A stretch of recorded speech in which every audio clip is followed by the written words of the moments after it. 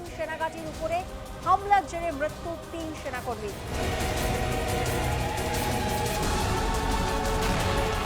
সাফ জানিয়েছেন ঠিক সময়ে যোগ্য জবাব পাবে ইরান সমর্থিত হামলাকারীরা। হামাস ইসরায়েল যুদ্ধ শুরুর পর প্রথম মার্কিন সেনার মৃত্যু।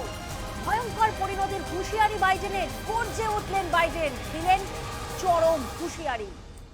নমস্কার, নিউজ 18 বাংলা ডিজিটালে আপনাদের সাথে আমি প্রিয়াঙ্কা। গাজায় হামাস ইসরায়েল সংঘাত শুরুর পরে এই প্রথমবার সরাসরি হামলা হলো আমেরিকার উপরে।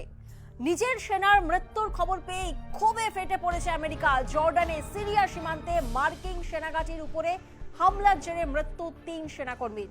তারপরেই পাল্টা প্রত্যাঘাতের হুঁশিয়ারি দিয়েছেন মার্কিন প্রেসিডেন্ট জো বাইডেন। সাফ জানিয়েছেন ঠিক সময়ে যোগ্য জবাব পাবে ইরান সমর্থিত হামলাকারীরা। গত 2 মাস ধরে লোহিত সাগরে মার্কিন বাণিজ্য তরীতে হামলা চালিয়েছে ইরানের মদতপুষ্ট হুতি জঙ্গিরা। গাজায় ইসরায়েলি সেনার অভিযানের প্রতিবাদ করতেই একের পর এক বিদেশি পণ্যবাহী জাহাজে হামলা হচ্ছে বলে জানানো হয়েছিল হুতিদের তরফে। বেশ কয়েকটি দেশের সঙ্গে একজোট হয়ে ইয়েমেনে হুতিদের বিরুদ্ধেও আক্রমণ চালিয়েছে আমেরিকা। আর তারপরেই রবিবার হামলার জেরে মৃত্যু 3 মার্কিন সেনার, আহত হয়েছেন বেশ কয়েকজন। এই ঘটনায় ইরানের দিকে অভিযোগের আঙুল তুলে বাইডেন আরও বলেছেন, হামলার তথ্য সংগ্রহ করছেই, তবে আমরা জানি সিরিয়া এবং ইরাকে সক্রিয় ইরান সমর্থিত জঙ্গিদের কাজ, যদিও ইরান এই অভিযোগ অস্বীকার করেছে।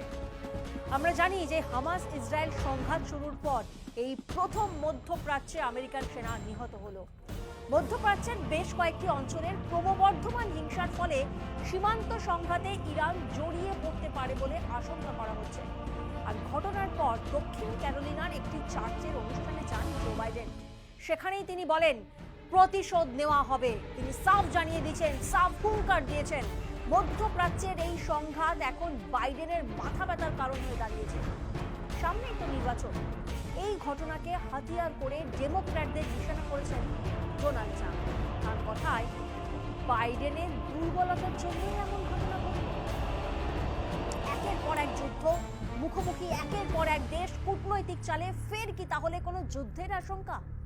এই হামলা তো মোটেও হালকাভাবে নেননি বাইডেন। জল কতদূর গড়ায় এখন সেটাই দেখার।